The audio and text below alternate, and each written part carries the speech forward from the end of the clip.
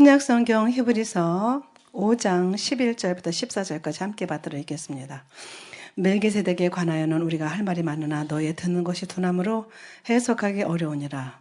때가 오래므로 너희가 마땅히 선생이 될 터인데 너희가 다시 하나님 말씀의 초보가 무엇인지 누구에게 가르침을 받아야 할 것이니 젖이나 먹고 단단한 식물을 못 먹을 자가 되어도다.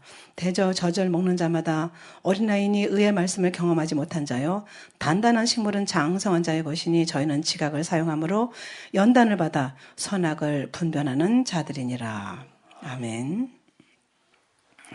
우리나라에 일어나는 일들을 보면서 오히려 하나님께서 행하실 일들을 더 기대하게 됩니다.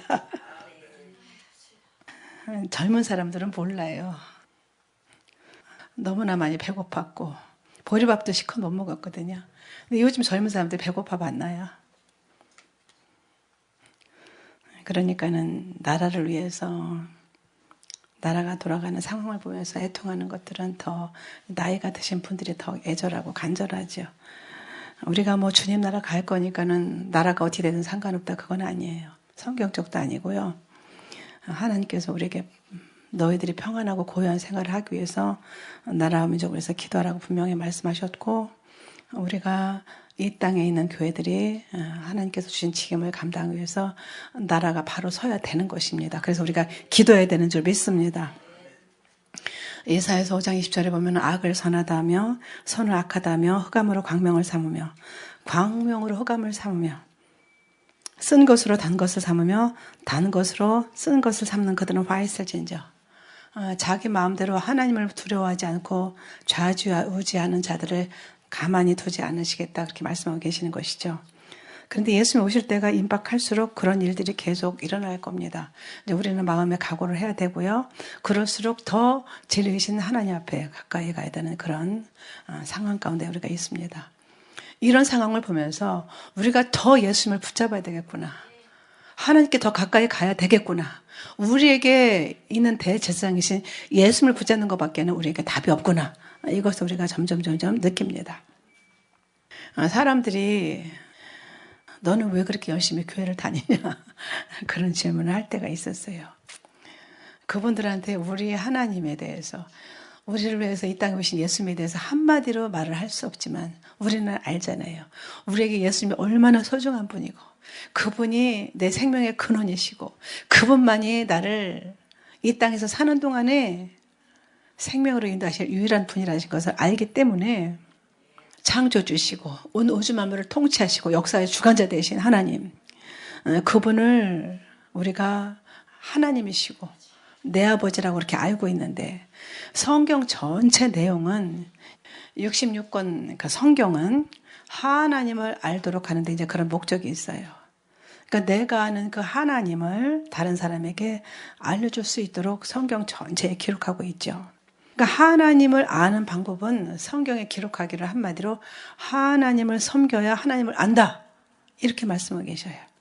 그런데 하나님을 판단하고 하나님에 대해서 모르는 사람들은 하나님을 모르기 때문에 하나님을 찾지도 않고 하나님의 존재에 대해서 의구심이 많아요. 그래서 하나님을 제대로 섬기지 못하고 세상의 귀신들, 무당 같은 그런 사람들처럼 이렇게 하면은 이렇게 해주겠다. 하나님을 똑같이 그렇게 더러운 우상과 같이 얘기하는 사람들도 더러 있습니다. 우리 크리스찬은 우리 하나님은 섬김을 받으실 대상이라는 것을 우리가 분명히 알죠. 그래서 하나님께서 인간에게 자신을 드러내신 이유는 섬김을 받으시려고 우리에게 영생을 주셨잖아요. 가장 중요한 생명을 주시면서 영생을 주셨고 그 이유는 섬김을 받으시려고 하나님께서 자기를 현현하셨다. 드러내셨는데 성경 전체에 하나님은 섬김을 받으려고 내가 너희들에게 나타났다. 내가 너희들과 같이 하려고 내가 너희들에게 나의 모든 것을 주었다. 이제 그렇게 말씀하고 계시죠. 근데 마태복음 4장 8절부터 10절까지 보면은 예수님께 마귀가 나타나가지고 네가 엎드려서 나에게 경배하면 이 만국을 너에게 주리라. 그렇게 감히 와서 예수님께 말을 해요. 내가 보는 천하만국을 다 내게 주리라. 근데 세상 것들도 그렇잖아요. 세상에 섬기는 우상들도 다 그렇잖아요. 이렇게 하면은 이렇게 해줄게. 하나님과 우리가 절대로 거래할 수 없잖아요. 그런데 세상 신을 섬겼던, 미신을 섬겼던 그 습관이 남아 있어가지고 만군의 하나님 여호와, 그 하나님께도 우리가 딜을 하려고, 거래를 하려고 크리스찬들이 착각을 하고 하나님께 나가요. 내가 11조를 이렇게 했으니까 하나님이 나한테 복을 주시겠지. 내가 하나님께 이렇게 헌신을 하고 봉사를 많이 했으니까 내 자식들을 복을 주겠지. 그런 마음 자체가, 그런 생각의 발로 자체가 하나님 앞에 틀리다는 것을 성경은 이미 말씀하고 계시는 거예요. 하나님은 그런 것들이 전혀 필요가 없으신 분이셔요. 우리가 그렇게 하지 않아도 하나님은 얼마든지 하나님의 일을 넉넉히 진행하시고 하나님의 일을 진행하실 수 있는 분이신 것입니다. 그런데 어리석은 인간들이 예수를 믿고도, 그 예수님의 사랑을 받고도 그렇게 하나님 앞에 어떤 거래하려고 나가는 그런 경우가 많죠. 경배한다, 이것은 아바드, 섬긴다, 이런 뜻이거든요. 그러니까는 예수님께서 뭐라 하셨어요? 사단아 물러가라, 기록되었으되 주 너희 하나님께 경배하고 다만 그를 섬기라 하셨느니라, 이렇게 말씀하셨어요. 그러니까 마귀는 오늘날 인간에게도 역시나 크리스찬들에게도 천하 모든 영광을 내가 너에게 줄게, 이렇게 줄게, 그러면서 나를 섬겨라, 하나님을 섬기라고 하는 것처럼 교묘하게 말하면서 자기를 섬기게 하려고 각각 개인에게 접근하죠. 여러 가지 방법으로. 겉으로는 하나님을 섬긴다고 하면서 자신을 섬기고 하나님과 거래를 하도록 사단이 꼬드긴다는 거예요. 미혹한다는 거예요. 근데 인간이 그것을 깨닫지를 못하죠. 그렇게 마귀가 예수님에게 흥정을 걸어왔지만은 하나님만은 흥정을 하실 필요가 없기 때문에 단호하게 예수님께서 말씀으로 물리치셨죠. 인간을 그렇게 선악과를 먹은 이후에 죄악 가운데 빠져서 지옥에 갈 영혼들을 다시 그렇게 구원하기 위해서 하나님을 다시 섬기게 하려고, 하나님의 소속이 되게 하려고, 마귀에게 속했던 인간을 건져서 하나님의 소속이 되게 하시려고 그렇게 독생자를 보내셨어요. 그렇게 하나님은 섬김을 받기 위해서 인간을 창조하셨는데 마귀에게 속아서 여전히 옛날 방식으로, 옛사람에 살던 그런 방식으로 하나님께도 그렇게 흥정하려고 하는 그런 습관이 남아서 하나님을 섬기러 나온다고 한 인간들이 하나님과 계속 그렇게 거래를 하고 흥정을 하려고 한단 말입니다. 그러니까 우리는 하나님께 영광을 돌려드려야 되는 존재가 된 거예요. 그래서 예수님 안에서 축복의 대열, 가장 이 세상에서 그 어떤 복과도 받을 수 없는 그런 영생의 그 축복을 받을 수 있는 그런 대열에 서 있는 사람이 되었음에도 불구하고 하나님의 그 당당한 자녀로 살기보다 항상 그 장사꾼처럼, 장사하는 사람들처럼 하나님과 흥정해 보려고 덤벼드는 그런 모습들이 교회 안에 너무나 많아요. 그래서 자기가 한 것을 자랑하잖아요. 내가 이렇게 평생을 나 주차장 관리했어요. 뭐 했어요? 그건 자랑할 거 아니에요. 전도도 마찬가지. 당연히 부득불 해야 될 일이에요. 우리가 하나님께 사랑을 받았으니까는 죽어가는 영혼들에게 그걸 전하는 건 당연한 거죠. 자랑할 것이 아무것도 없어요. 내가 물질을 섬겼어도 하나님께 주신 것을 하나님께 돌려드렸기 때문에 그것도 자랑할 것이 전혀 없어요. 그렇게 하나님께 영광을 돌려야 되는 존재들로서 예수님 안에서 축복의 대열에 서 있는 사람이 되었음에도 불구하고 그렇게 그런 습관을 버리지 못하면은, 그렇게 다성에 젖어서 그렇게 하나님의 그 사랑을 누리고 하나님의 사랑을 흘려보내는 축복의 통로가 아니고 은혜의 통로가 아니고 자기가 원하는 것을 얻지 못하면 신앙을 버리는, 거기까지 가면 그 사람은 진정한 크리스찬이 아니다, 이렇게 말할 수 있는 것이죠. 내가 뭐 금식을 하고 철야를 했으니까는 하나님이 복을 주시겠지, 응답하시겠지, 조건부가 붙잖아요. 그래서 오늘 말씀하시는 거예요. 때가 오래므로 너희가 마땅히 선생이 될 터인데 너희가 다시 하나님 말씀의 초보가 무엇인지 누구에게 가르침을 받아야 할 것이니 젖이나 먹고 단단한 식물을 못 먹을 자가 되었도다, 이렇게 말씀하셔요. 너희가 아직도 깐난하기를 그냥 그저 있구나, 이런 말씀이에요. 단단한 식물을 못 먹고 여전히 초콜릿만 먹고 달디단 비스켓만 먹고 단단한 식물, 그런 것도 못 먹는, 여전히 그렇게 유아적인 믿음에 머물러 있다라고 말씀하고 계시는 거예요. 그러니까 기복신앙이 참 위험한 거죠. 조건부 신앙이잖아요.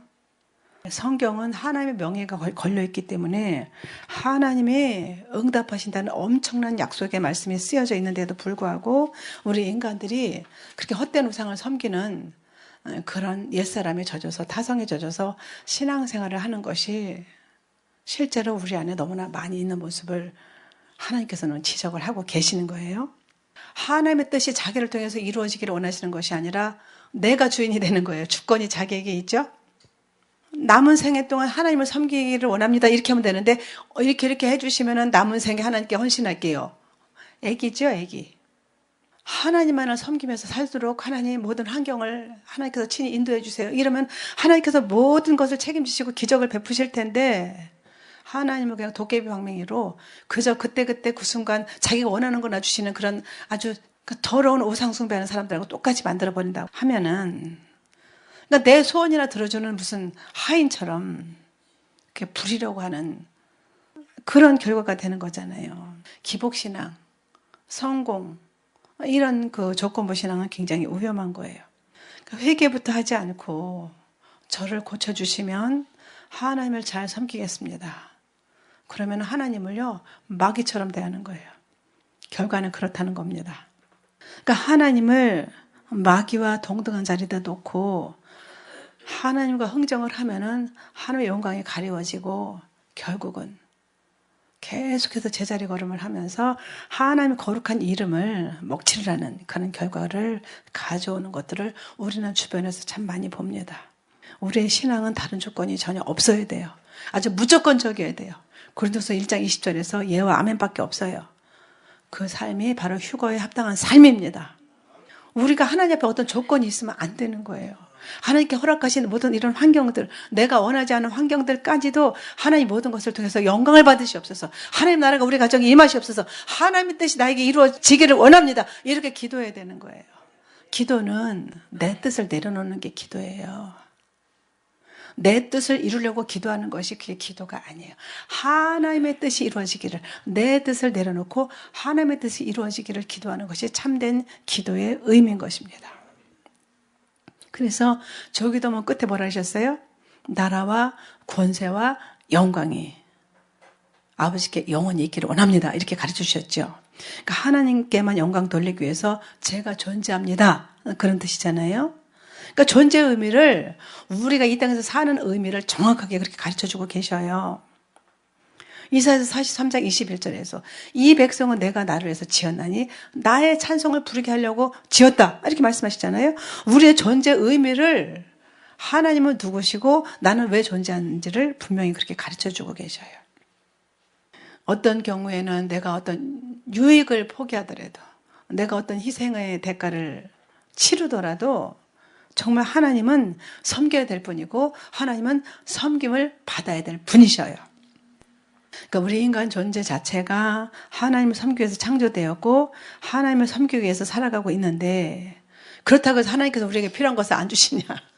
그렇게 하나님 앞에 영광을 돌리기를 원하고 하나님의 뜻대로 살기를 원하고 나를 통해서 하나님의 그 뜻이 이루어지기를 원해서 발버둥을 치면 하나님께서 다른 모든 것들은 다 책임을 주시는 거예요. 내 건강도 책임져 주시고 우리 자녀도 책임져 주실 줄 믿습니다.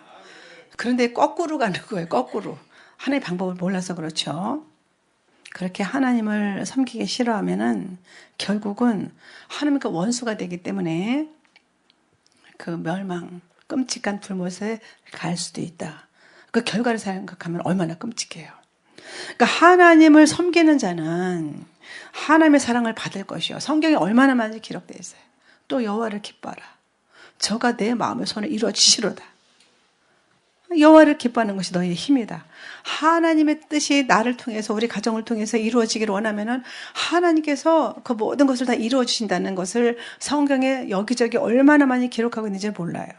성경은 어떻게 하면은 하나님이 원하시는 방법대로 섬길 수 있나 가득가득 써 있어요. 인간이 스스로 주권을 가지고 하나님의 주권을 넘본 것이 이제 선악과 사건이잖아요. 그래서 예수님이 하나님의 주권을 회복하시려고 하나님께서 이 땅에 오신 거예요. 육신을 입고 이 땅에 오셨어요. 창조주 하나님께서. 그래가지고 하나님의 주권을 회복했고 그리고 하나님의 의를 이뤘죠. 그러니까 패역한 인간들 마음속에 하나님을 다시 섬기게 하려고 예수님께서 친히 오셔가지고 그 모든 일을 이루셨는데, 십자가에서 그렇게 피값을 다 지불하셨는데 마귀에게 속한 인간을 다시 하나님께로 돌이키신 사건이 바로 십자가 사건이에요. 그래서 히브리서 9장 13절 14절에 보면 염소 항소의 피와 및 암송아지의 죄를 부정한 자에게 뿌려 그 육체를 정결케 하여 거룩케 하거든 하물며 영원하신 성령으로 말미암아 흠없는 자기를 하나님께 드린 그리스도의 피가 어찌 너희 양심으로 죽은 행실에서 깨끗하게 하고 살아계신 하나님을 섬기게 못하겠느냐, 이렇게 말씀하고 계셔요. 하나님께서 오신 목적, 예수님을 보내신 목적을 분명하게 말씀하고 계시잖아요.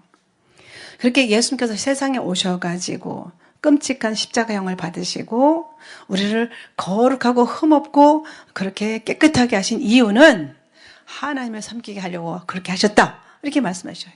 거기에 목적이 있다, 이렇게 말씀하시는 거예요. 그러니까 엄밀하게 말하면 예수님께서 오신 것은 내 어떤 일을 하려고 오신 것이 아니라 아버지 일을 하려고 오셨다고 말씀하고 계시는 것이죠. 아버지 일을 하려고 예수님께서 친히 오셔가지고 아버지의 일을 회복하시고 아버지의 그 실추된 명예를 다시 회복시켜 주셔서 거기에 우리 인간들을 동참시켜서 그 예수님을 믿는 자마다 하나님의 자녀가 되는 권세를 주시고 예수님 안에 있는 자들에게 하나님의 그 놀라운 모든 것들을 주신다고 약속하셨고 우리 인간들은 하나님을 섬기게 하려고 오셨다, 이렇게 말씀하고 계시는데 그 아버지의 뜻을 잘 이해하지 못한다고 하면 우리 신앙은 처음부터 다시 재정비를 해야 되는 거예요. 그러니까 아버지의 일은 그 죄악에 빠진 우리 인간을 죄에서부터 구원해가지고 회복시켜서 하나님을 섬기게 하려고 오셨고 그게 바로 아버지의 일이라고 예수님께서 말씀하셨잖아요.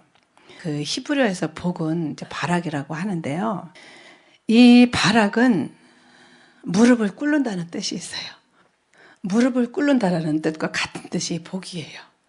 세상에서는 딱 서가지고서는 섬김을 받아야 사람들이 무릎 꿇고 그런 복 받았다고 하잖아요. 하나님 나라는 우리 인간들이 생각하는 거 너무나 반대되는 게 많아요. 그렇지만은 하나님 우리 인간들이 상상하지도 못한 방법으로 우리에게 영생도 주시고 이렇게 휴거 영광도 바라보게 하시죠. 그래서 시편 95편 6절에 보면은 오라 우리가 굽혀 경배하며 우리를 지으신 여호와 앞에 무릎을 꿇자. 이 무릎을 꿇자, 이것이 복이라는 뜻과 이 바락이라는 뜻과 똑같은 단어를 쓰고 있거든요. 창세기에서 아브라함이 늙은 종을 보내가지고 이방 여자를 취하지 말고 거기 가서 이삭의 신부를 데려오라, 그렇게 시켰을 때 라반에게 갔더니 라반이 뭐라 그래요? 그 종에게 복을 받은 자여 들어오소서, 그래요. 그렇게 메소포타미아 늙은 종이 갔을 때 라반이 그 늙은 종에게 복을 받은 자여 들어오소서, 이것도 똑같은 바락이거든요. 이렇게 복 받는 것은 무릎을 꿇는 것과 똑같다, 그렇게 같은 선상에 놓고 성경에 기록이 되어 있는데, 그러니까 복은 하나님의 무릎을 꿇을 수 있는 것이 복이라고 말씀하고 계시는 거예요, 성경에서. 이방 사람들이 이것을 이해하겠어요? 이해가 안 되죠. 그러니까는 그 같은 기원에서 나온 그 섬기다는 이 하락이라는 뜻도 하나님을 섬기는 자에게 조건부로 이것을 주시겠다, 그렇게 말씀하지 않으셨어요.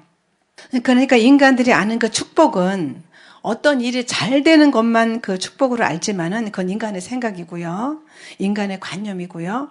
하나님 복 주세요 기도하면은 그때 하나님께 뭐라 하냐면 그래, 네가 내 앞에 무릎을 꿇게 해주마, 이렇게 말씀하시는 것이 참된 복이에요. 할렐루야.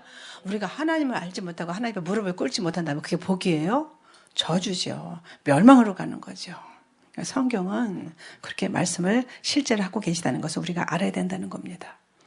아버지가 자녀에게 조건이 있어요, 없어요? 자기 자식에게는 무엇인지 다 해주고 싶은 것이 부모의 마음이잖아요.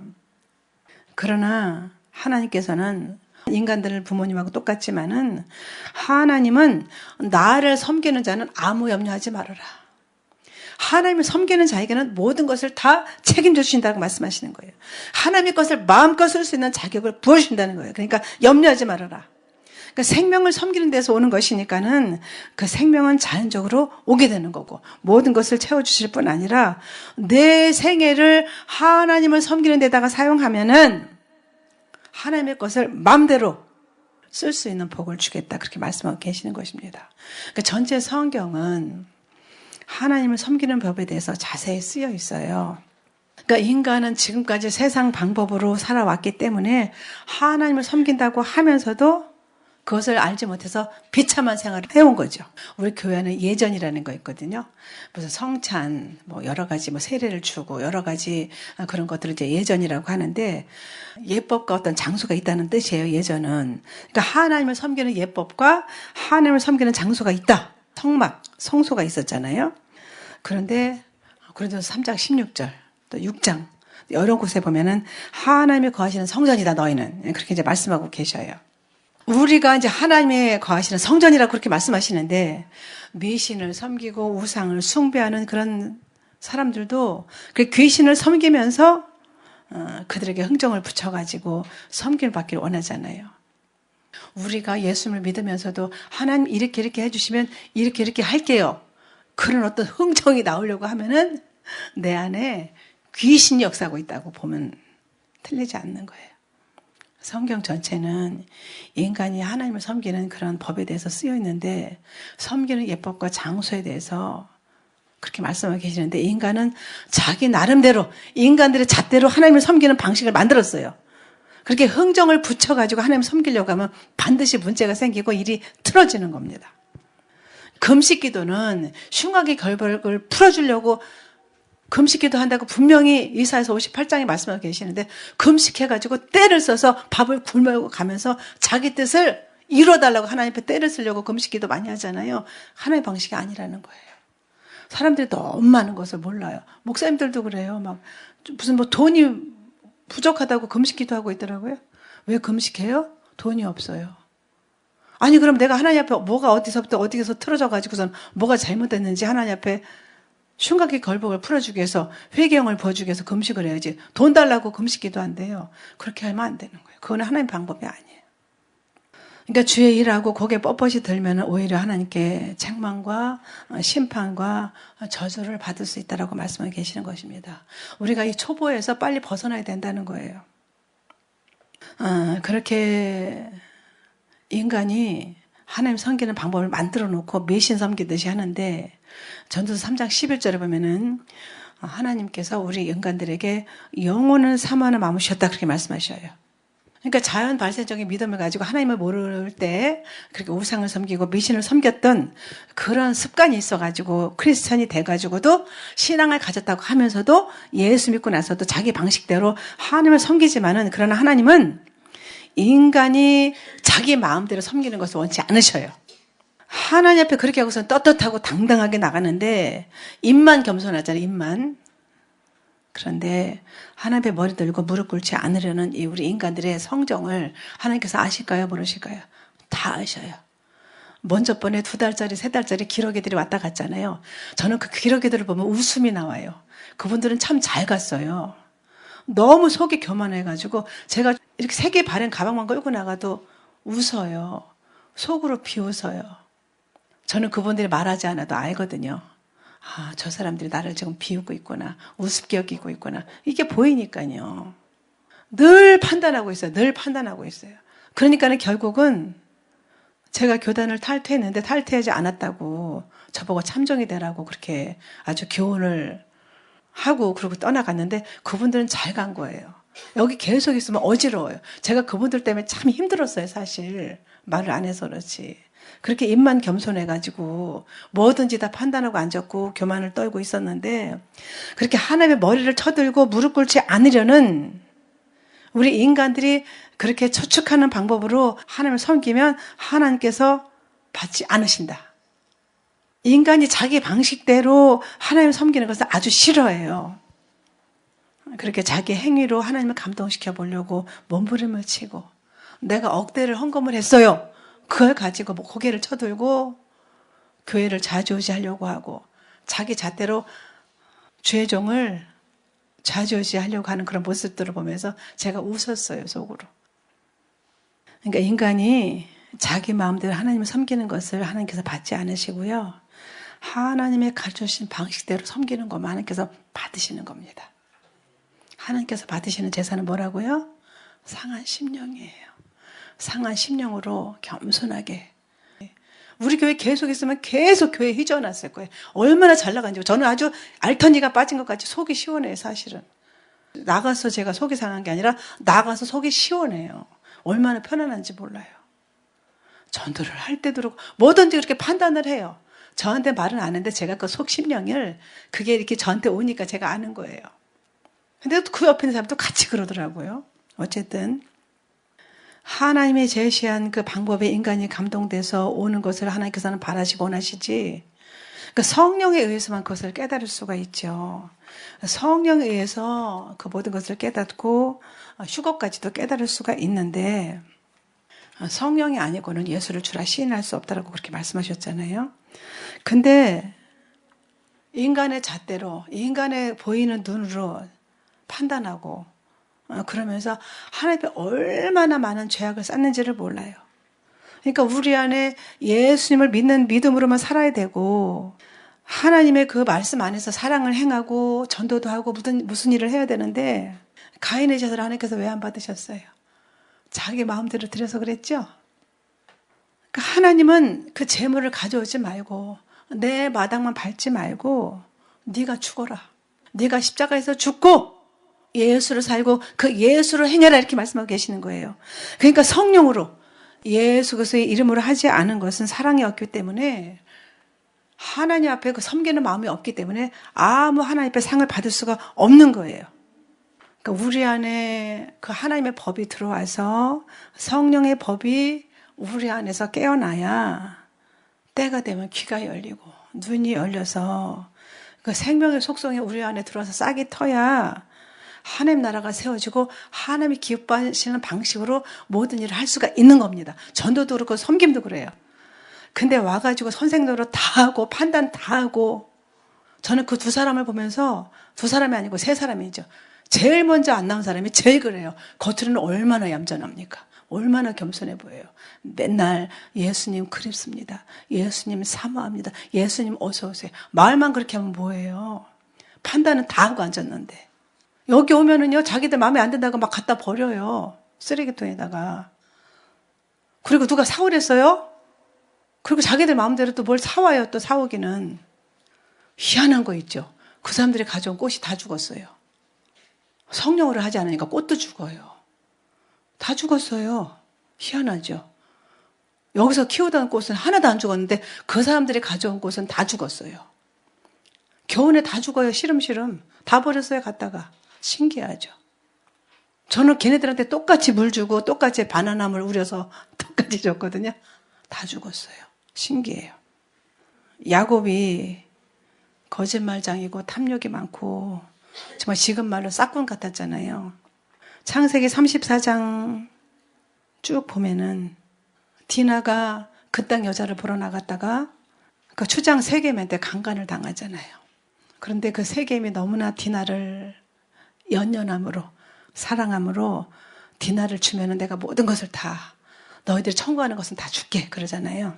그때 그 시므온과 레위가 그들에게 말합니다. 너희들도 우리와 같이 할례를 받으면은 디나를 너에게 주고 너희들이 원하는 대로 해줄게.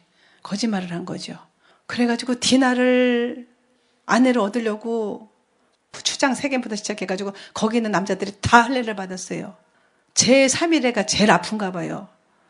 그러니까 그때 시몬과 레위가 들어가가지고 칼로 다 죽이잖아요.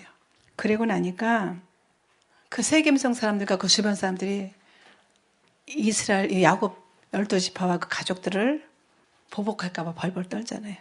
그때 야곱이 뭐라 하냐면은 창세기 34장 30절에 야곱이 시므온과 레위에게 이르되 너희가 내게 화를 끼쳐 나로 이 땅 사람 곧 가나안 족속과 브레스 족속에게 냄새를 내게 하였도다. 나는 수가 적은즉 그들이 모여 나를 치고 나를 죽이리니 그리하면 나와 내 집에 멸망하리라. 나가 몇 번 나오냐면 하나 둘 셋 넷 다섯 여섯 7번이나 나와요. 하나님은 어디 가시고 다 나만 나와요. 그러다가 어떻게 돼요? 야곱이 베델에서 다시 하나님 만나고 나니까는 그때는 나가 없어져요. 내가 점점 죽어서 나를 통해서 하나님이 드러나는 거죠. 야곱의 생애를 왜 그대로 다 기록했을까요? 야곱만 그래. 우리는 야곱보다 더 추악하고 악한 교활하고 탐욕이 많은 인간이잖아요. 그러니까는 그 사랑의 본체이신 예수님이 우리 삶의 실체가 되어야 되고, 일곱 눈을 가지신 성령께서는 우리의 모든 것을 다 아시기 때문에 그 성령의 인도함을 따라서 우리가 살아야 되는데, 그 은혜 위에 은혜를 부어주시고, 아무것도 죄를 죄로 여기지 않은 무덤덤한 우리 인생들이 그 십자가에서 육성이 다 죽어야 되고, 그리고 예수로만, 오직 예수로만 그렇게 살아야지 우리가 하나님을 만나고 하나님 안에서 온갖 그 엎드리는 복을 받는 건데, 성령이 아니고는 단단한 식물을 먹을 수가 없는 거예요. 가장 단단한 식물은 휴거잖아요. 그렇게 성령 충만하고 평생을 전도하고 평생을 말씀을 전한 목사님들도요, 딴 얘기는 다 받아들이고 다 대화가 되는데 휴거 얘기만 하면 막 하품을 하고 딴청 피우고 안 들어요. 신기한 일이죠. 왜 그래요? 그만큼 그 영이 어둡다는 거예요. 여러분들 주변에 신앙이 좋은 사람이 있는데 휴거 얘기야만 하면은 이상하네, 이단 같네 그러잖아요. 그 사람은 반드시 성령이 그 안에 계시긴 한데 어둠이 많이 더 존재하기 때문에 몰라서 그런 거예요. 성령이 조명해 주지 않고는 휴거 몰라요. 정말 몰라요. 여러분들은 복 받은 분인 줄 믿습니다. 옆에 있는 분들하고 한번 인사하시겠습니다. 어쩌다 이런 복을 받으셨습니까? 어쩌다 이런 복을 받으셨습니까? 세상이 이렇게 지금 마지막으로 치닫고 가는데도 아직도 예수님의 오심에 대해서 한마디도 성도들한테 하지 않는 그런 교회에서 나오십시오. 갑자기 예수님 오셔가지고 땅에 떨어져가지고 짐승표 받지 않으면 생표품을 살 수가 없고, 짐승표 받으면 다 불지옥에 떨어지는데 그 무서운 사실을 미리 가르쳐주지도 않아가지고 준비를 안 시켜서 세상과 짝하고 있던 성도들 다 휴거에 떨어지면 어떻게 할 겁니까? 어떻게 할 겁니까? 누가 책임집니까? 그러니까 자기 인생 자기가 책임져야 되니까 그런 교회에서 나오셔야 되는 거예요. 마태복음 24장 45절 46절에 말씀하셨어요. 충성되고 지혜 있는 종이 되어서 주인에게 그 집 사람들을 맡아 때를 따라 양식을 나눠주자가 누구냐. 주인이 올 때에, 예수님이 다시 자기 백성을 데리러 오실 때에, 신부들을 데리러 오실 때에 그 종이 그렇게 하는 것을 보면 그 종이 복이 있으리로다. 엎드리는 복을 받는다. 이렇게 말씀하고 계십니다. 예수님은 오늘 본문에 보면은 멜기세덱에 관해는 우리가 할 말이 많지만은 너희에 드는 것이 두나무로 해석하기 어렵다. 멜기세덱은 사실은 이제 예수님을 예표하는 말씀이에요. 뒤에 7장 1절부터 3절까지 보면은 멜기세덱은 살렘 왕이요 그래요. 살렘은 평화라는 뜻이거든요. 2절에 보면은 그는 의의 왕이고 살렘 왕이니 곧 평강의 왕이요. 아비도 없고 어미도 없고 족보도 없고 시작한 날도 생명의 끝도 없어 하나님의 아들과 방불하여 항상 제사장으로 있느니라. 영원한 대제사장이신 예수님, 하나님과 우리 사이에 다리를 이어놓으신 길이요 진리요 생명 대신 예수님을 뜻하는 것이 이제 멜기세덱인데, 성경에는 이제 멜기세덱의 반차에 대해서 많이 나와요. 그렇게 예수님 우리에게 주셔서 예수님께서 그 섬김의 본을 보이시고 하나님께로 가는 그런 비결을 친히 예수님께서 본을 보이시고 그것을 알려주신 것이 오늘 본문에 우리를 향한 말씀인 것입니다. 단단한 식물은 장성한 자의 것이니 저희는 지각을 사용함으로 연단을 받아 선악을 분별하는 자들이니라. 이렇게 말씀하고 계시는 것입니다. 그러니까 하나님이 제시한 방법에 인간이 감동되어서 오기를 바라시는 것, 이것은 이제 성령에 의해서만 그렇게 깨달을 수 있는 거죠. 그러니까 내가 하나님이 계시한 방법에 감동될 것이냐, 하나님의 뜻에 순종할 것이냐, 아니면 세상 방법, 마귀가 제시하는 그 미혹에 빠질 것이냐, 그것은 각자의 판단에 하나님께서 자원하는 마음으로 하기를 바라고 계시는 것이죠. 그러니까 내 알량한 노력과 방법에 하나님을 감동시켜 보려고 할 것이냐, 아니면은 성경을 통해서 말씀하신 성령의 인도함을 받아서 하나님을 섬길 것이냐. 그러니까 성령에 의해서만 깨달을 수 있다는 이 하나님의 중요한 말씀을 깨닫고 신앙생활을 하면서 하나님을 섬기는 것은 너무나 중요한 거예요. 세상에 수많은 교회들이 있고 많은 성도들이 있지만 이거는 땅과 하늘처럼 아주 천지 차이가 나고 아주 중요한 거예요. 이 땅에서 행한 대로, 지은 대로 하나님께서 보응하셔서 영원한 것으로 갚으시는데, 이 땅에서 자기 마음대로 행한 것을 하나님께서 하나도 받지 않으신다고 하면 평생을 억을 바치고 그것을 나가서 나팔을 불고 자랑한 것이 무슨 소용이 있겠어요? 하나도 소용없어요. 그렇게 성령께서 성경에 계시되어 있는 하나님의 법을 우리에게 알려주시기 때문에 우리는 하나님의 그 계시를 성령에 의해서 이제 순종을 해야 되는 것이죠. 이렇게 하라 그러면 순종해야 되는 거고.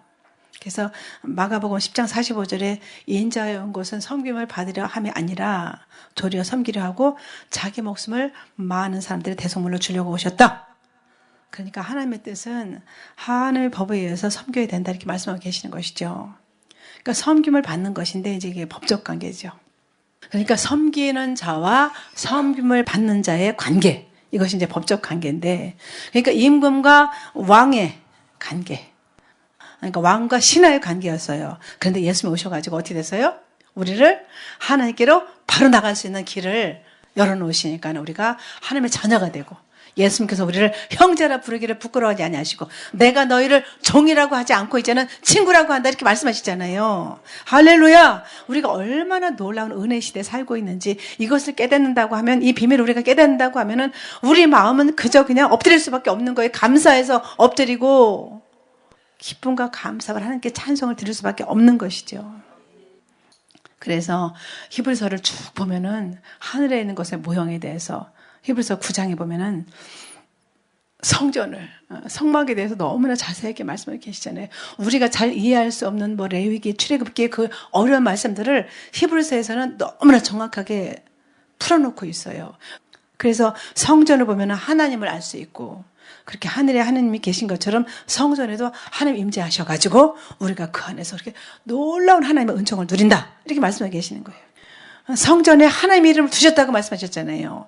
대제사장이 7월 10일 날 대속제일에 지성소에 들어가야만 하나님의 이름을 두신 곳에 들어갈 수가 있었잖아요. 그런데 우리는 내 안에 누가 들어와 있어요?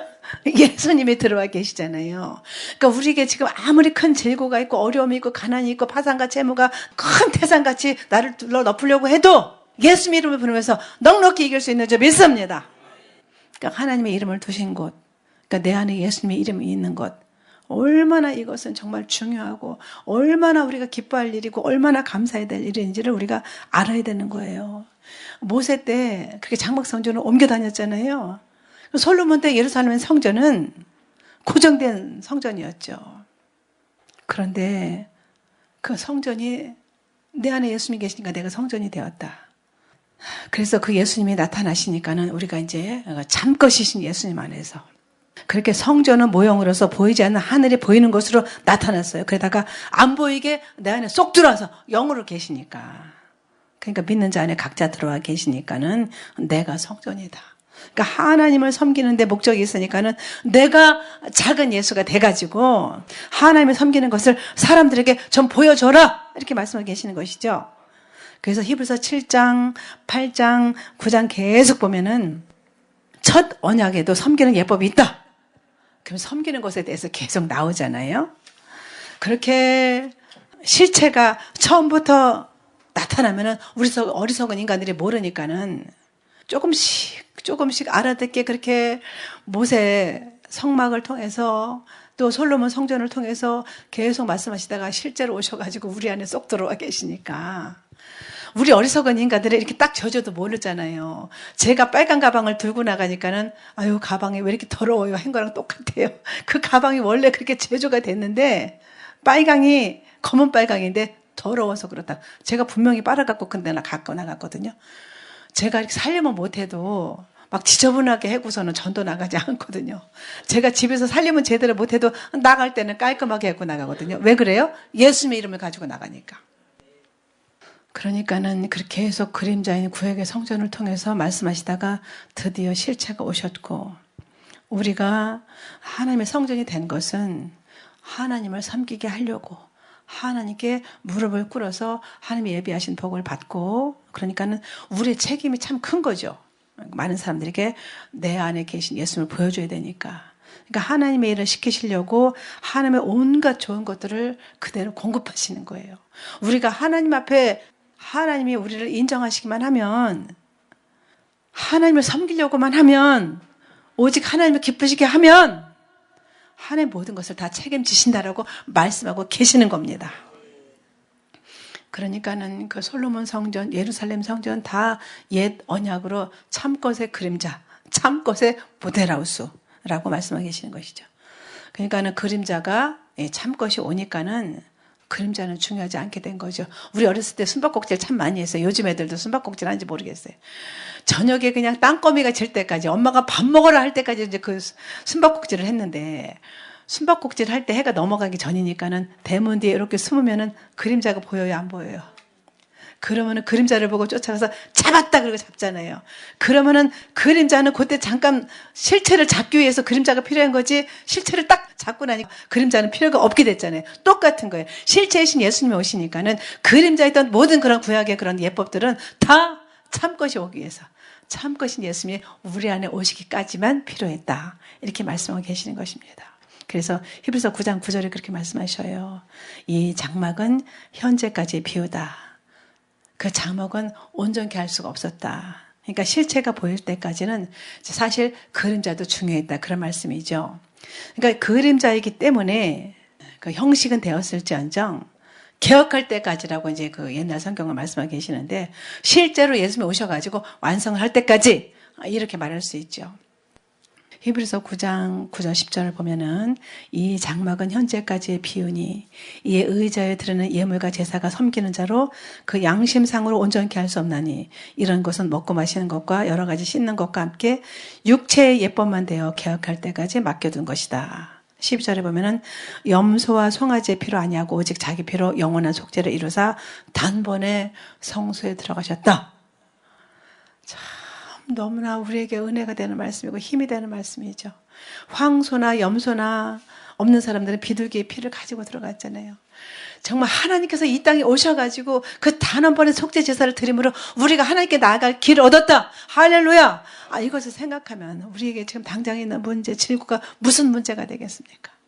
우리에게 질고와 고난이 있는 것은 하나님 만나게 하려고 하는 은혜의 방편이다. 그렇게 생각하시고 더욱더 감사하시기 바랍니다. 그렇게 장막들은 예루살렘 성전은 그림자로 주신 것이고 제가 어렸을 때 용인 여기 마평이 저희 외갓집이에요. 외갓집 앞에 기찻길이 있었어요. 그러면 외갓집에 가서 그 기찻길이 앞에 있는 게 너무 신기한 거예요. 시골에서 살다가 그 기찻길을 보니까 기찻길도 신기하지만 저기서 멀리서 기차가 칙칙폭폭 칙칙폭폭 하면 너무 신기하잖아요. 그러면 레일에 올라가서 막 놀다가 이렇게 그 레일을 타고 그 기차가 오는 소리가 들려요. 기차 온다! 그러고서는 막 다시 뛰어내려오는 거예요. 놀다가. 그런 것처럼 하늘에 있는 것, 하나님이 계신 곳을 인간에게 알려주면서 그렇게 기차가 오는 것처럼 예수님이 직접 오신 것을 하나님을 섬기게 하기 위해서 존재하는 모든 것들, 드디어 예수님께서 오셔가지고 그 모든 이루신 것을 그렇게 알려주신 것처럼 인간으로 하여금 하나님을 바로 깨닫고 예수님의 오심을 알고 섬기게 함으로써 인간이 인간으로 태어난 그 목적을 이루면서 하나님의 자녀로 살기를 원하는 것을 이루시기 위해서 그림자를 먼저 주신 것, 개혁할 때까지 맡겨두신 것이 구약의 성전이다. 그렇게 계시단 말씀에 의해서 오셨기 때문에 우리는 오신 예수님, 구약의 수많은 성도들은 그렇게 자기 죄가 사함받을 것을 생각하고 죽었어요. 그러나 그들은 완전히 해결된 게 아니죠. 믿고 죽었어요. 근데 우리는 예수님이 오신 이후니까 이미 우리의 죄는 예수님 안에서 다 도말된 줄 믿습니다. 그것을 우리가 믿고 사니까 얼마나 감사해요. 우리 신약 성도들은 특히 예수님이 오실 때가 된 임박한 이때에 사는 우리들은 너무나 큰 복을 받은 거예요. 엎드리는 복을 받은 거죠. 그래서 구약 때 것들, 그렇게 전에 계명은 무익하기 때문에 폐하고 첫 것은 낡아지게 한 것이니까는 낡아진 것은 쇠해지고 없어지는 것이다. 그러니까 성소도 제사장도 어떻게 됩니까? 계속 옮겨 다니고 제사장들도 계속 해마다 바뀌잖아요. 죽으면 또 다시 제사장을 세워야 되잖아요. 대제사장들도 뽑아야 되잖아요. 그러니까 말씀이 육신에 오신 예수 그리스도, 그 예수님의 육체가 죽으시니까는 인간의 영적 죄까지 다 대속하신 것이죠. 그러니까 영적인 원죄가 다 해결된 거예요. 예수님 육체가 죽으심으로 죄 없는 육체가 하나님께 대속제물로 드려지니까는 영적인 죄까지. 왜냐하면 예수님은 영적인 분이시잖아요. 영적인 분이지만 우리가 똑같은 제물 되기 위해서 인간의 몸을 입고 오셔서 십자가에 죽으셨으니까 예수님의 육체가 죽으신 것이지 영은 죽지 않았기 때문에 3일 만에 부활하신 것이죠. 그러니까 우리가 혹은 몸은 죽어도 영은 반드시 살게 되는 줄 믿습니다.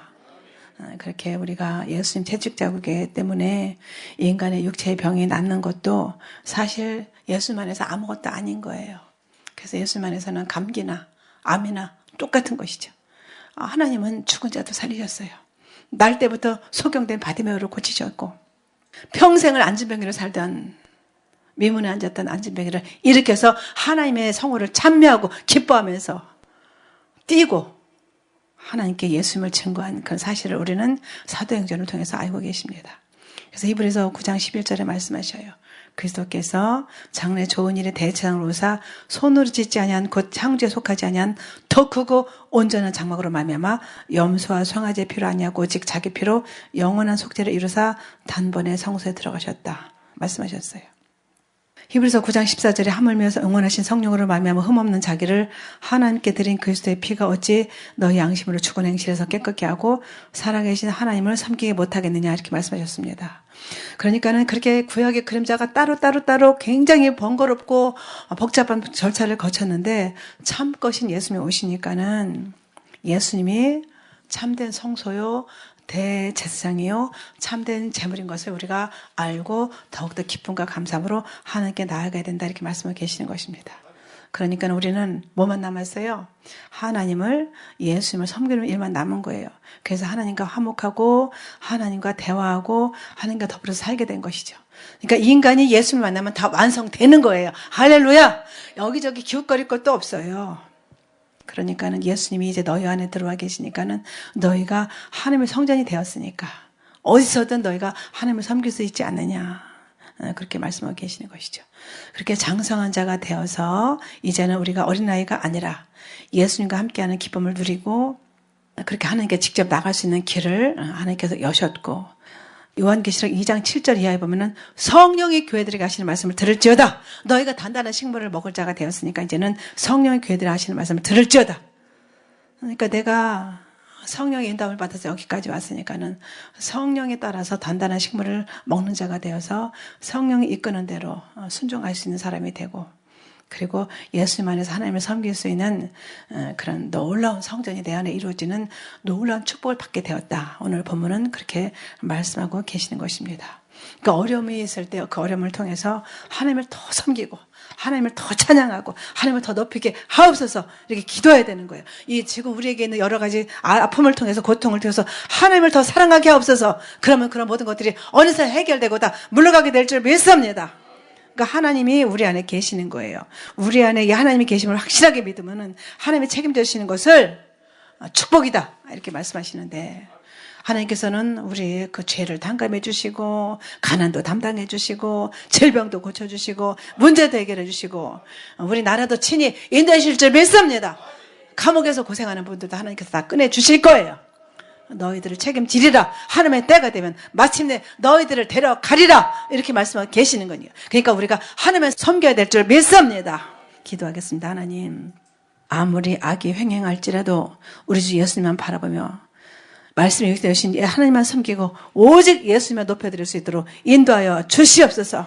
하나님, 단단한 식물은 장성한 자의 것이니 저희는 지각을 사용함으로 연단을 받아서 선악을 분별하는 자들이라고 말씀하셨사오니 하나님, 예수님이 계신 이 성전이 하나님께만 온전히 영광 돌리는 하나님의 귀한 성전이 다 되게 하시고 오직 성령 안에서 날마다 순종함으로 기뻐함으로 감사함으로 하나님을 기쁘시게 하고 하나님을 영화롭게 하는 귀한 하나님의 지체들 될 수 있도록 인도하시고 영광을 받아 주시옵소서.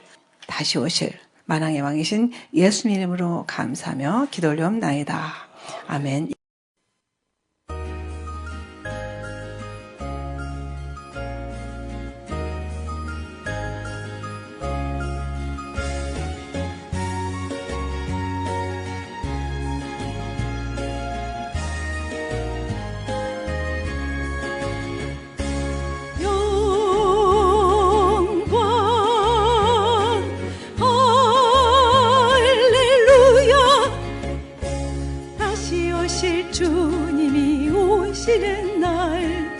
천지가 진동할 때 무덤 속에 잠자던 자 일어나 주님을 만나리라. 오실 주님, 주님께 찬양하세. 영광의 주님이 오시는 그날 일어나 맞이하리. 나팔 소리 들리면 공중에서 우리 주님 만나는 날, 이리로 올라오라 날 부르면 주님을 만나리라. 찬란한 빛으로 오실 주님, 주님께 찬양하세. 영광의 주님이 오시는 그날 일어나 맞이하리.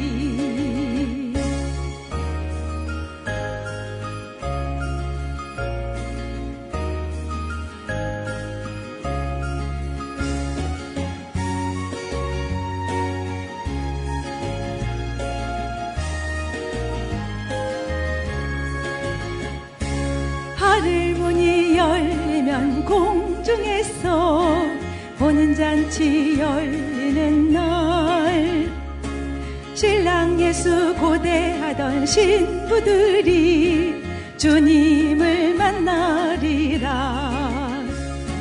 찬란한 빛으로 오실 주님, 주님께 찬양하세. 영광의 주님이 오시는 그날 일어나 맞이하리. 영광의 주님이 오시는 그날 일어나 맞이하리.